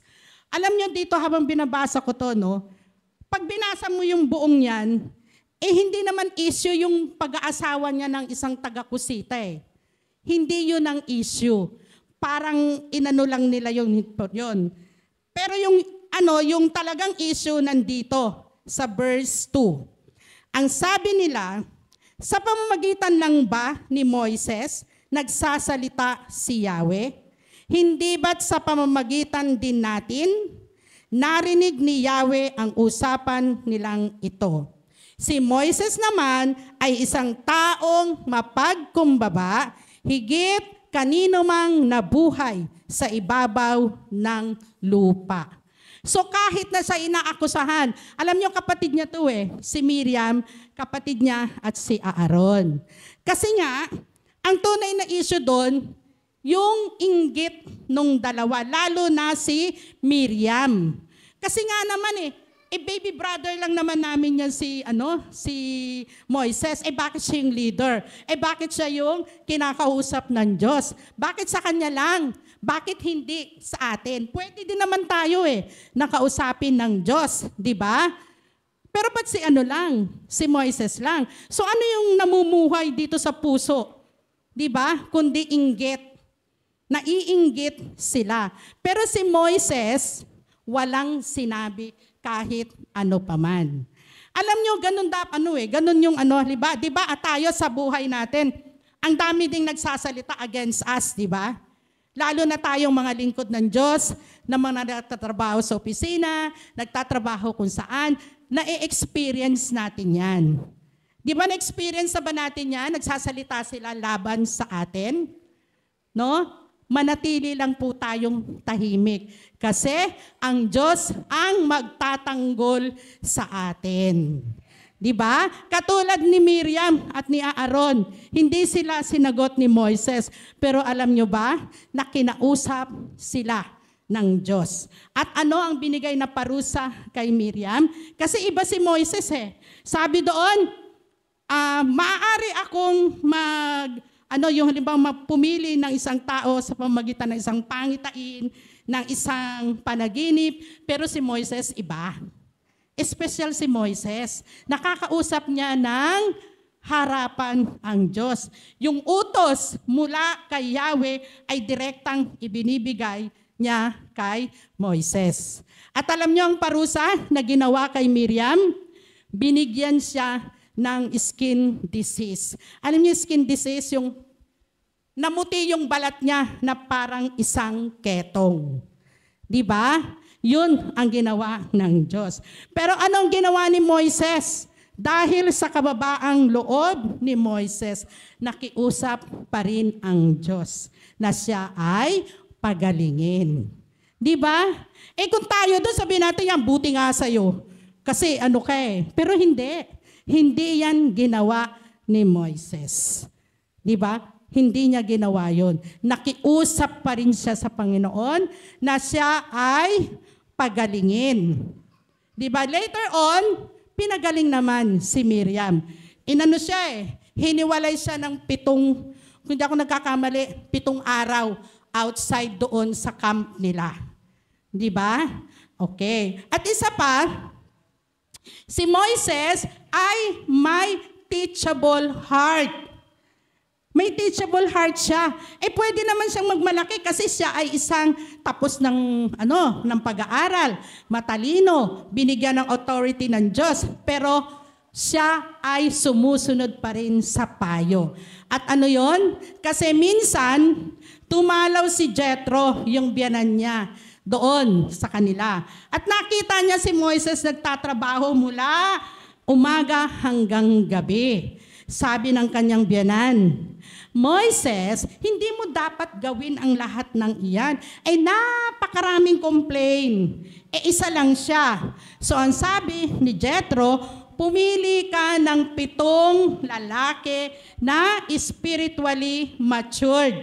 May takot sa Diyos, may alam sa salita ng Diyos, at siya mong gawing leader ng bawat pangkat. At kung meron silang reklamo or meron silang kaso, kasi ang dami-daming kaso niyan sila na yung magmamanage doon. At yung malaking kaso lang, ikaw ang magdidesisyon. Pero yan, mga petty quarrels, sila na. Okay? So, ang ginawa naman ni Moises ay sinunod yung kanyang payo. Kaya, masasabi natin na siya ay may teachable heart. Ayan. Tingnan natin sa Filipos chapter 2, verse 5 to 8. Ganito po ang nakasaad. Naway magkaroon kayo ng kaisipan na tulad kay Kristo Jesus. Kahit taglay niya ang kalikasan ng Diyos, hindi niya ipinakitang nananatiling kapantay ng Diyos. Sa halip, kusa niyang binitiwan ang pagiging kapantay ng Diyos at namuhay na isang alipin. Ipinanganak siya bilang tao at nang siya'y maging tao, nagpakumbaba siya at naging masunurin hanggang kamatayan. Maging ito man ay kamatayan sa krus. Diba? Ang number 1 na humble, nagpakita ng kababaang loob ay ang ating Panginoong Jesus. Diba? Pwede naman siyang ipanganak sa isang kaharian, sa isang masaganang buhay, pero ipinanganak siya sa sabsaban. Namuhay siya na isang mahirap. Diba? Meron din kaya tayong ganong qualities? May kababaang loob? Meron po ba? Ayan, di ba? Lahat tayo dapat magtaglay ng kababaang loob. Hindi lang mga pastor, kundi lahat po, lalo na ang mga leader ng church na ito. Walang mapagmataas. Okay, last, 5. Dakilang pagtsatsaga. Great patience, no? Yung ipinakita ni Moises sa mga tao. 'Di ba? Matyaga siya. Nagtiis siya ng mga reklamo, ng mga galit ng mga Israelita. Hindi lang yung basta-bastang tiyaga. Great, sabi, dakila. Kung tayo kaya yun, hindi tayo marindi kaya sa karereklamo? No? Di ba nakakarindi yung reklamo ka ng reklamo? Wala kang ginawa kundi magreklamo. Hindi ka lang nakakain, hindi ka lang nakainom ng tubig, nagreklamo ka na. Di ba? Tignan mo nga ang ginawa ng Panginoong Diyos. Nagtiis ng hirap. No? Pinako doon sa krus, nilatigo, hinampas, sinampal. Di ba? Dinuraan. Lahat ng yun, tiniis ng Diyos dahil sa atin. Di ba? Pagkatapos konting hirap mo lang, nagreklamo ka na. Okay. Dakilang pagtsatsaga. Tingnan natin sa unang Thessalonica, chapter 5, verse 5 to 14. Mga kapatid, ipinakikiusap din namin sa inyong pagsabihan ang mga tamad. Pasiglahin ang mahihinang loob at kalingain ang mga mahihina. Maging matyaga kayo sa lahat.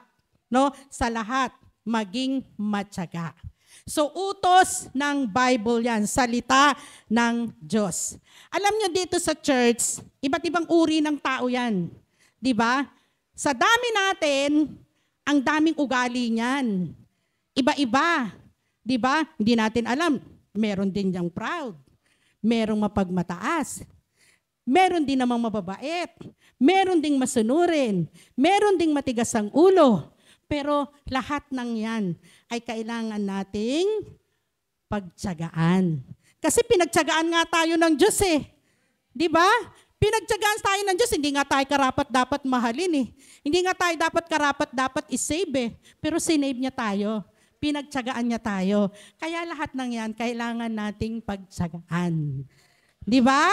Amen. Di ba? Okay, next. 2 Timothy chapter 4, verse 2.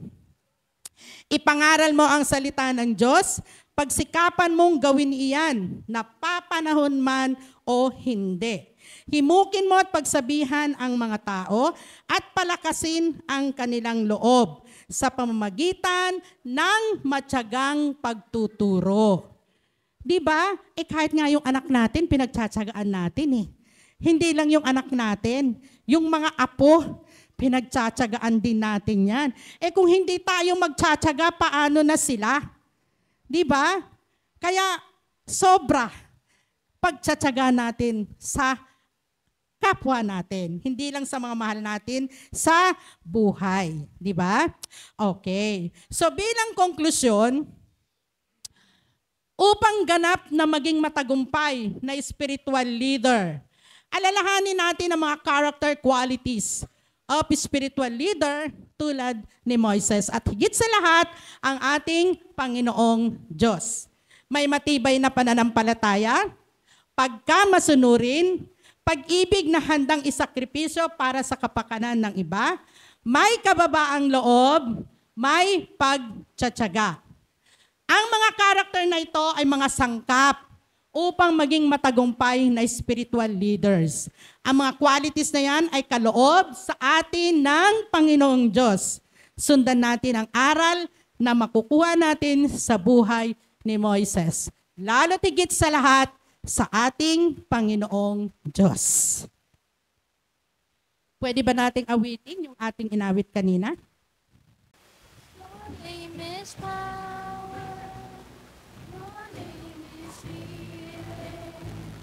Your name is life.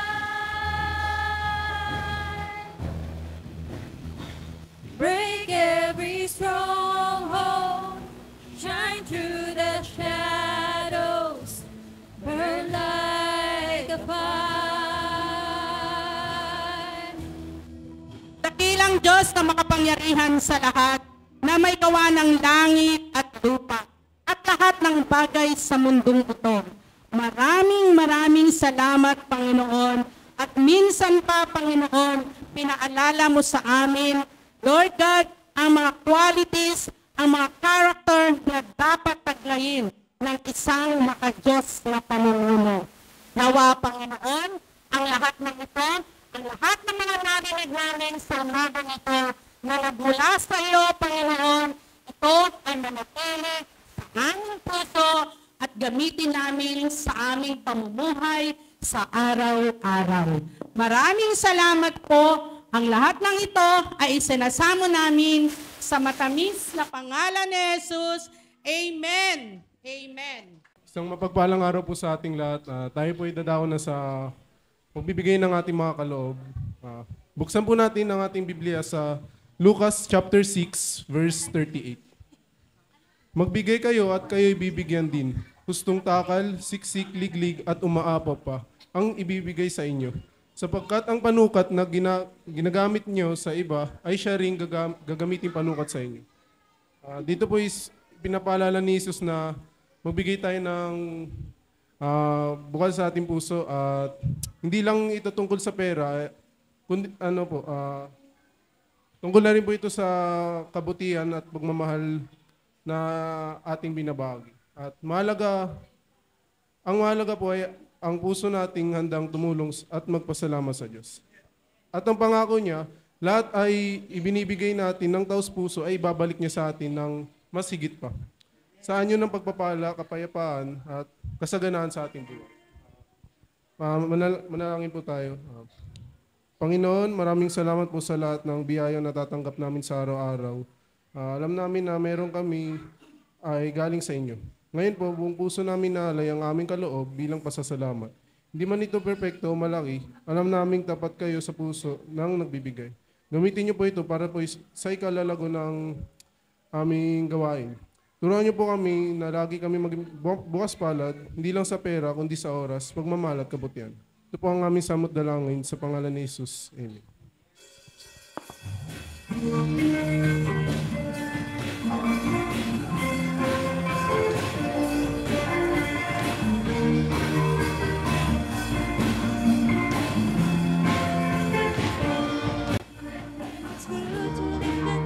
The Lord our God is right to give Him thanks and praise.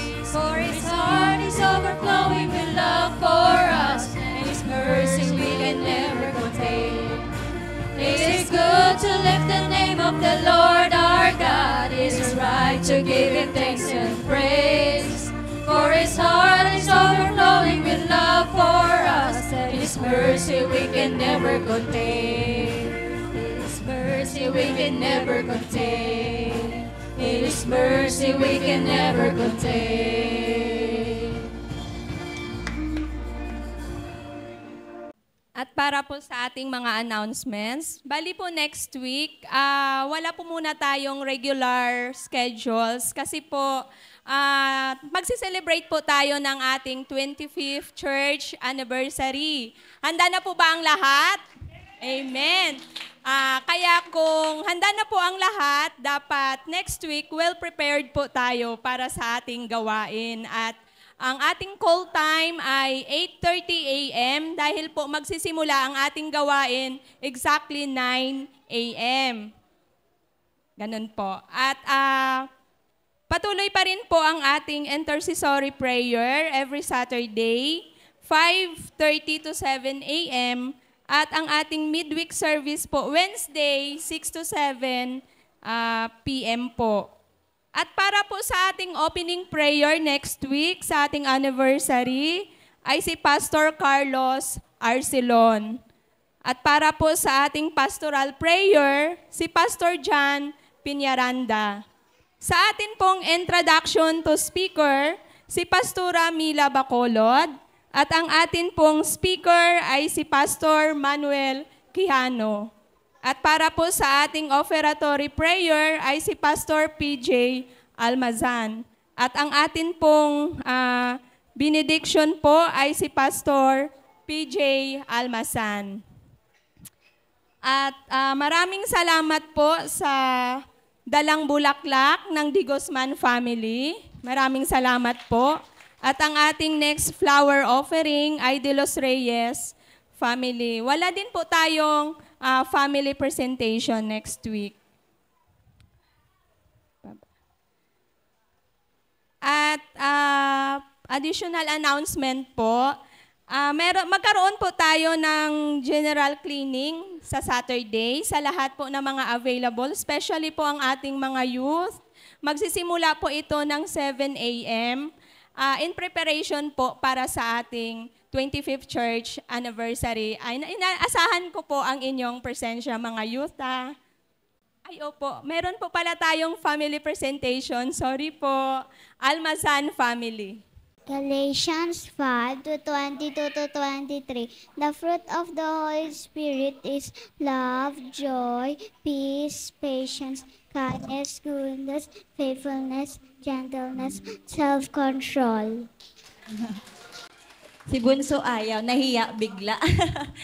Sa akin po, yung isa sa mga favorite na verses ko po sa Bible, Psalms 23. The Lord is my shepherd, I shall not want. He makes me lie down in green pastures. He leads me beside the still waters. He restores my soul.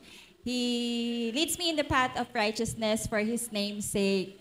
Even though I walk through the valley of the shadow of death, I will fear no evil, for you are with me. Your rod and your staff, they comfort me. You prepare a table before me in the presence of my enemies. You anoint my head with oil, and my cup overflows. Surely goodness and mercy shall follow me all the days of my life, and I will dwell in the house of the Lord forever. Yung sa akin pong favorite verse ngayon is yung sa Psalm 73:25-26 po. Who am I have in heaven but you? And on earth I desire besides nothing but you. My heart and my flesh may fail, but you, O Lord, are my strength and portion forever. My strength. Dalawa tayo. Handa tayo, dalawa. Okay.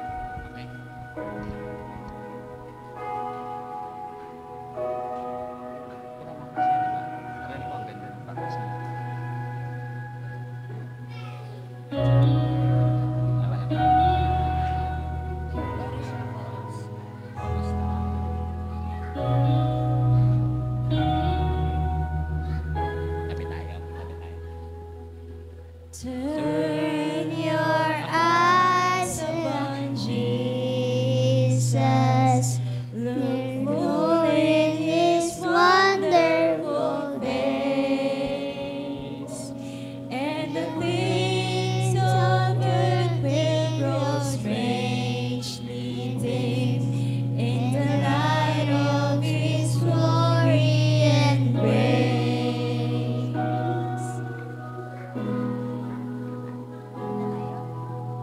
Turn your eyes to the hillsides, where justice and mercy and grace. Then the Son of God gave His life for us, and a measure and step was erased. Jesus, you in our eyes. Jesus, you in our pride. We adore you, behold you, and Savior ever true. Oh Jesus, we turn our eyes to you.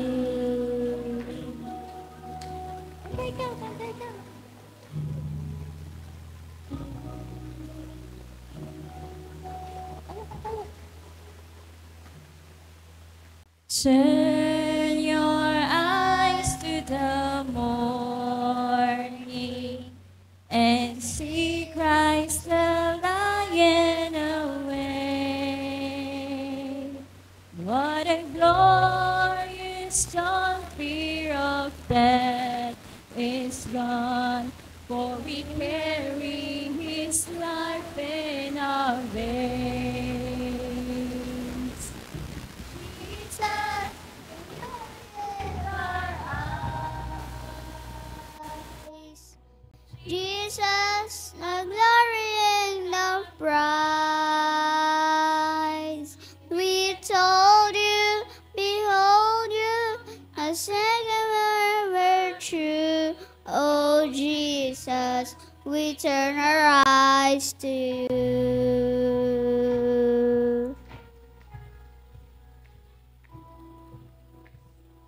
Turn your eyes to the heavens, our King will return his own.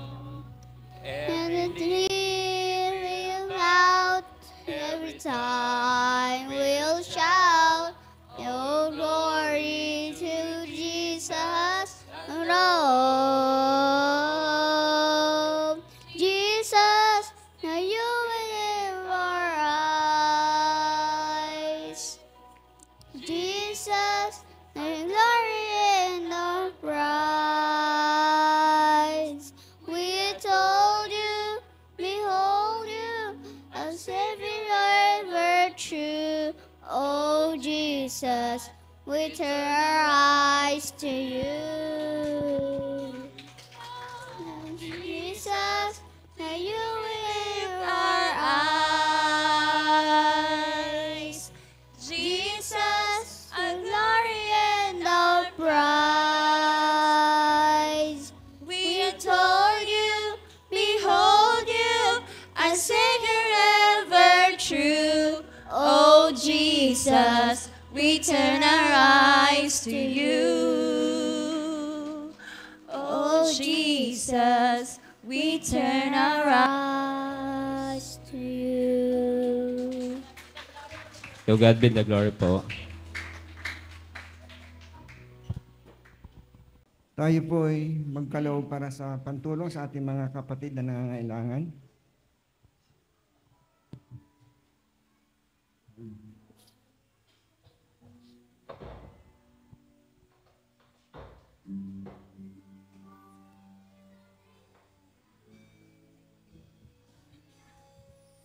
Kay buti-buti mo, Panginoon, sa lahat ng oras, sa bawat araw, ika'y laging tapat kong magmahal. Ang iyong kawa ay magpawalang hanggan. Pinupuri, sinasamba kita, dakilang Diyos at Panginoon. Tunay ngang ika'y walang katulad, tunay ngang ika'y di nagbabago. Mabuti ang Diyos na sa amin ay nagmamahal. Mabuti ang Diyos na sa amin nagmamahal. Opo, Panginoon, tunay na napakabuti mo sa amin. Kaya kami ay nagpupuri, nagpapasalamat dahil ito lamang po ang aming masasabi sa lahat ng kabutihan mo na ginagawa mo sa aming mga buhay. Tunay, O Diyos, na tapat ka sa mga pangako na di nyo kami iwan, di nyo kami pababayaan. Kaya narito kami, Panginoon, nagpapasalamat sa iyong mga salita naming napakinggan na tunay, O Diyos, na kami tinuturuan mo na kung paano kami mamumuno no, sa maka-Diyos na kapamaraanan upang ikay aming mabigyan ng kapurihan at kaluwalhatian. Panginoon, pagpalain po ang buhay ni Sister Veron, kasama ang kanyang mga mahal sa buhay, ang kanyang sambahayan, O Diyos. Patuloy na ibuhos mo po ang mga biyaya at pagpapala na nagmumula sa iyo, at ang proteksyon ay maranasan nila sa tuwi-tuwi na. Saman sila darako, O Diyos, ay samahan mo po siya, ingatan at pagpalain sa lahat ng kanilang mga ginagawa. Tunay, O Diyos, na ikaw yung aming pinagkakatiwalaan ng lahat ng bagay upang ang aming buhay na ito ay tunay na maranasan na ikaw ay nandyan lang, di nyo kami pinababayaan sa lahat ng oras. Kaya, Panginoon, sa iyo namin ipinagtatagubilin ang aming mga kapatid na ito na nakapakinig ng iyong mga salita. Mga mahal ko sa Panginoon, tanggapin ninyo ang biyaya na nagmumula sa salita ng Diyos. Palagoy nito sa inyong mga puso't buhay. Makapamuhay kayo ayon dito. Lumago ang anuman yung pinagkakakitaan, laging ingatan, at laging magalak sa paglilingkod sa inyong Panginoon. Umaasa kami, O Diyos, na ang mga kapatid namin ito ay tunay nga pong mararanasan nila ang mga biyaya na nagmumula sa iyo upang patuloy kami na makapaglingkod sa inyo na may katapatan at higit sa lahat, may kagalakan sa puso na kami ay susunod sa mga ipinag-uutos mo sa amin. Kaya salamat po ng marami at ito po kami, Panginoon, mula sa aming mga puso dahil napakabuti mong Diyos sa amin ay kayo aming pinapupurihan, dinadakila ka namin, sinasamba at susundin ka sa lahat ng iyong kagustuhan upang ikay aming maparangalan sa pangalan ng Ama, ng Anak at ng Banal na Espiritu Santo. Amen, at Amen.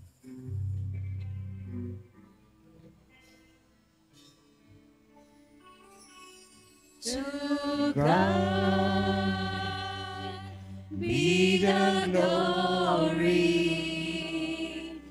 To God be the glory.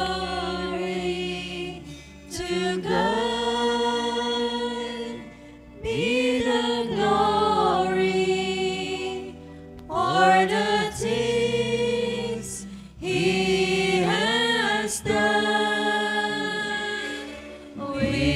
Blood, He has saved us. With His power,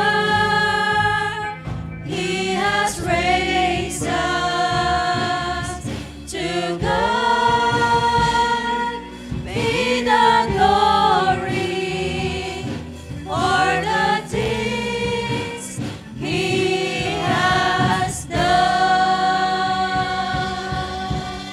Maraming salamat po mga kapatid. Purihin natin ang Diyos.